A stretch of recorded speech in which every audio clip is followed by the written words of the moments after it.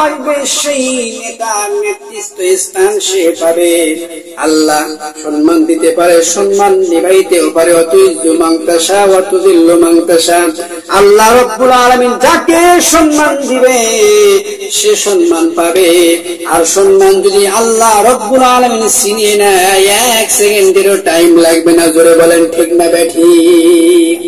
এমন একটা সময় হয়েছিল খানা খাওয়ার টাইম পাই নাই, এরকম ভাবে তার জীবনে সুন্দর সাবলীল ভাবে চলাফেরা করার টাইম পাই নাই।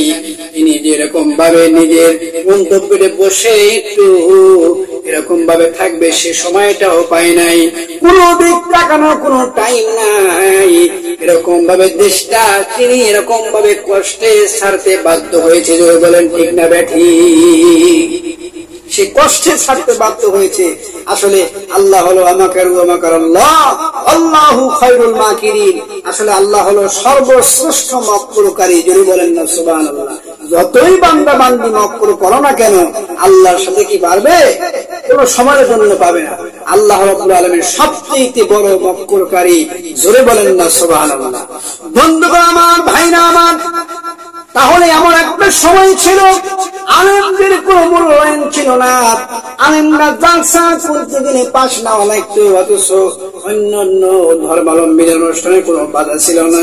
কোরআনের কথা বলবে, এরকম কোরআনের কথা বলতে তারা নিষেধ করেছে। ঠিক না ঠিক বলেন? আজকে এমন একটা সময় দেখেন আপনারা, তিনি চলে গেছে কিন্তু এই সময়টা কিন্তু আমাদের চলে এসেছে, ওনারা এখন নাই। এটাই হলো আল্লাহ রাব্বুল আলামিনের নীতি। একজন আসবে, একজন যাবে। ন্যায় নীতিবান নেতা সারা জীবনের মতো থাকবে। এরকম ন্যায় নীতিবান নেতার জন্য আমার আল্লাহ রাব্বুল আলামিন কোরআনকে সংসদে রাখার কথা বলেছেন। কোরআন দিয়ে যদি দেশটা আমরা শাসন করতে পারি, জান্নাতে হবে আমাদের বাড়ি। আমাদের পাটি দিবে বেহেশতের হুরিয়ার নুরি। শিক্ষার দিয়ে কি একবার বলা যায় না মারহাবা?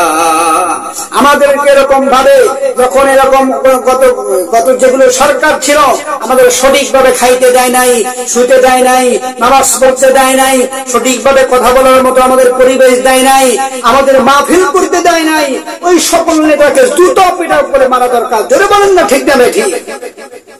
এরকম নেতা আমাদের দরকার নাই। আমাদের নেতা হওয়া দরকার হলে একমাত্র আল্লাহওয়ালা তাকওয়া পরহেজগারিতা অর্জন। বলেন না ঠিক না ঠিক?